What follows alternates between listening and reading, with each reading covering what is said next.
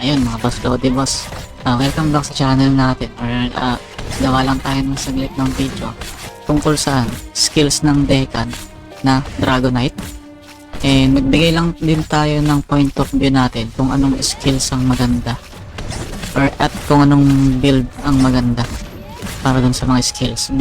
Babasihan lang natin yung kung ano yung skill information dun sa forum.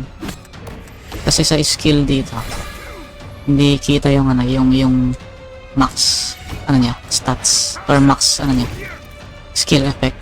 So punta tayo sa forum. Tingnan natin yung skills ng Decan, ang Dragonite lang muna. Gagawa tayo ng separate video sa Dragon Sage. So share lang natin kung ano yung nakikita natin magandang build para dun. And sa nakikita ko, dalawa lang naman ang pwedeng i-build sa Dragonite. So either strength or beat vitality. So unahin natin yung skill ng first job niya, yung Dragon Fighter. So pag na-max mo to, so pwede kang maka-deal ng 208% damage dun sa target. Pero single target lang to.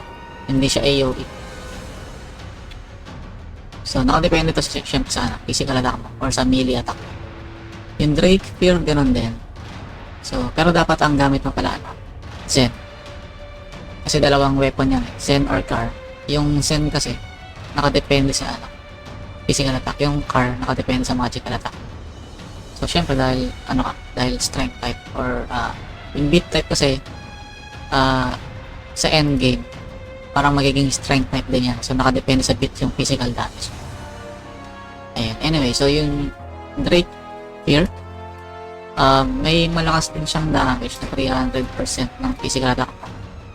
Tapos, meron siyang skill effect. So, it reduces target, attack and speed. Attack and movement speed by 50%. So, malaki to. Kasi 50% ang bawas sa parang status ng kalaban. Tapos yung Prey, pag na max mo siya, so hindi ko alam bakit medyo ang weird na nakalagay pa yung magko-consume siya ng 5%, tapos i-recover yung 15%. Hindi na lang nila nirekta ng recover ng let's say 10% of your HP. Medyo pinagulo pa nila. Tapos single target lang to, I mean sa sarili mo lang pwedeng magamit. Sa old Rohan kasi itong heal ng Decan pwede mong gamitin sa ibang player. So dito sa Rohan 2 sa sarili lang pwede. So next yung weapon counter, ito pang AoE ito. So ito yung isang AoE ng Decan. So ganun pa rin, 265 damage and physical attack pa rin. Tapos sunod yung Fairfoot Swing. Ito nakadepende naman sa buhay, sa HP. So kung beat type ka, as mataas ang HP mo, malakas ang damage nito.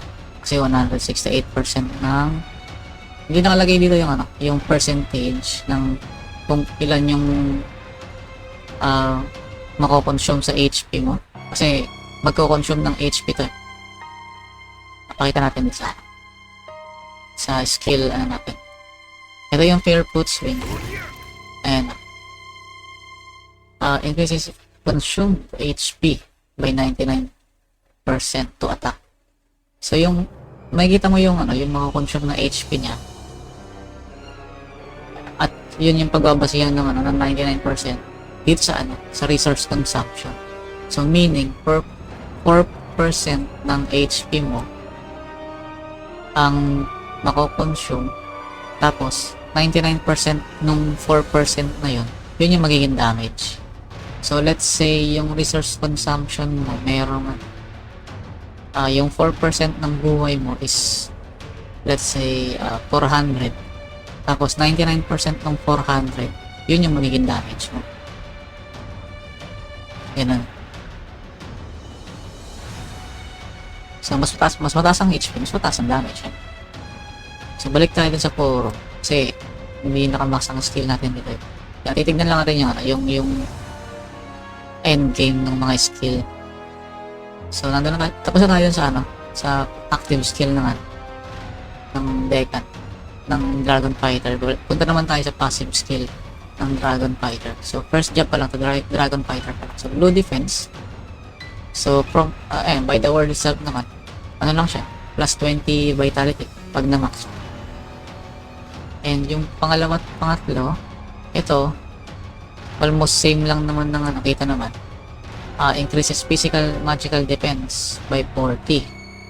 Sa Dragon Power naman, syempre attack to. Ito yung defense, ito yung offense.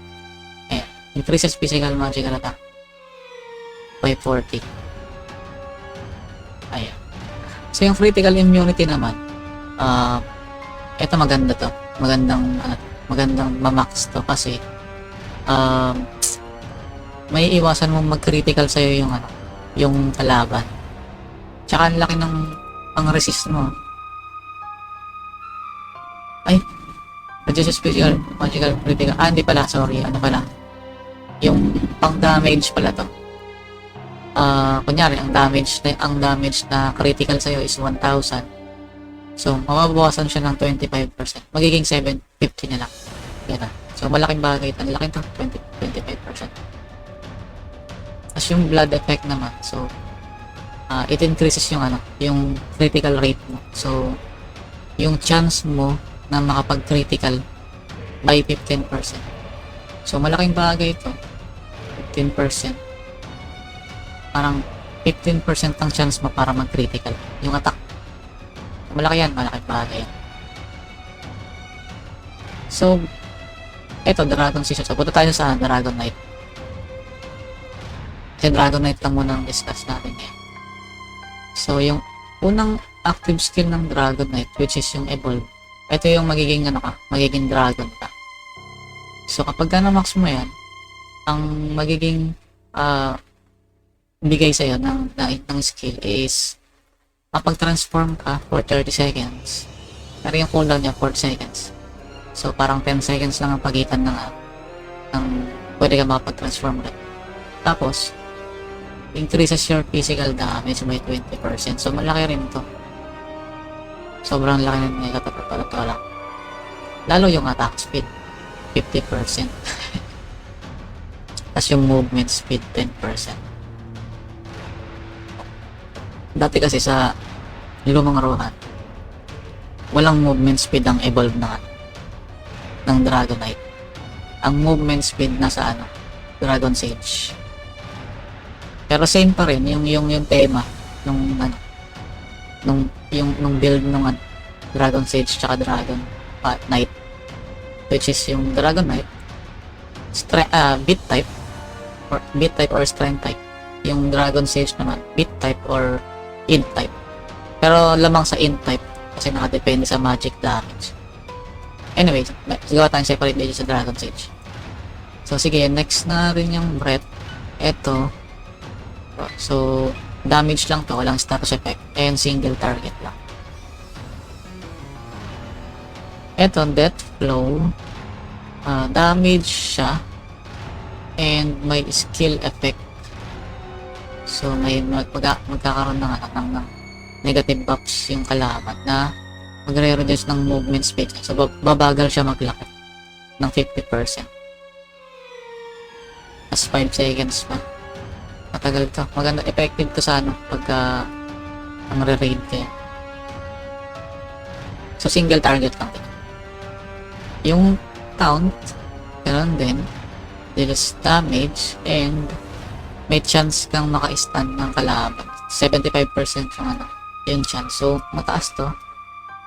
Kasi almost 100% na. So pero 1 second lang yung may stun yung kalaban. So single target lang din yan. Yan yun. Tapos yung double pair foot swing. So from the word itself, kung nabanggit na natin kanina yung pair foot swing, so dodoblin lang. And ito yung ano, uh, ito yung damage kapag ka na-max mo. And single target lang dito. Tapos yung consume na HP nito, pareho lang din sa ano, barefoot swing. I guess, 4%.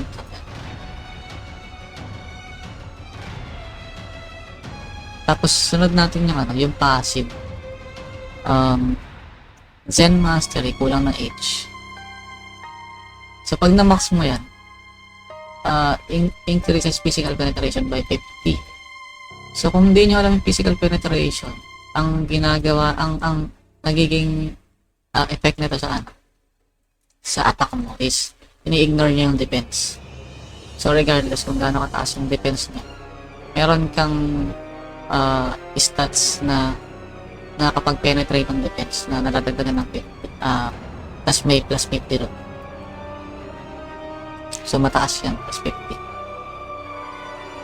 And sa Dragon Might naman, and then from the word itself, increase strength by 50. So plus 50 strength lang yan pag na-max mo. Pero malaking bagay yan, lalo sa damage. Tapos itong extricate maganda kasi pagka nag-heal ka, yung effect yung status resistance mo aangat ng 80%. So malaki yung 80%. So ibig sabihin ng status resistance, yung mga blind, yung mga taunt, yung mga reduced movement speed, ito yung katulad nito. Saan ba yan? Para hindi ka ma-silence, gano'n. So tataas yung resistance mo ng 80%. So ang laki niyan. Tapos magkakaroon ka pa ng critical chance. So madadagdagan na naman ng 15% yung crit rate mo for 15 seconds. So matagal yan, 15 seconds, kasi ang cooldown lang naman ng spray is 20 seconds. So almost every time na nakaganito, 5 seconds lang yung pagitan. Tapos yung Death Chain, maganda rin to kasi on normal attack, yung normal attack lang, hindi skill, walang skill to, may 50-50 chance ka na makapag-deal ng additional damage. Plus 50% din, laki. So plus 50% damage. So kung may damage ka na 1k, magiging 1,500 din. Ayun. Tapos yung sudden death, ito yung pinaka endgame talaga ng mga beat type. Kasi kung mapapansin nyo, on attack,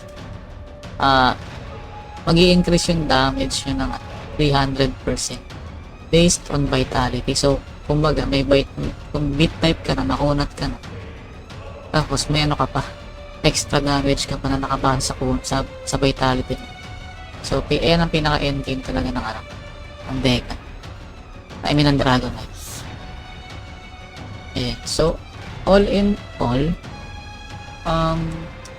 ang pinaka talaga conclusion natin dito sa endgame talaga is beat type na Dragon Knight, kasi offense defense siya. Tapos kung gusto niyo early game, pa-level type or leveling type na Decan, go for strength type, pure strength lang. Or pwede rin kayong mag-hybrid. Pwede kayong maglagay ng let's say Dex for accuracy, pero hindi ko siya nire-recommend kasi hindi naman madalas mag-miss sa monster. Ayan.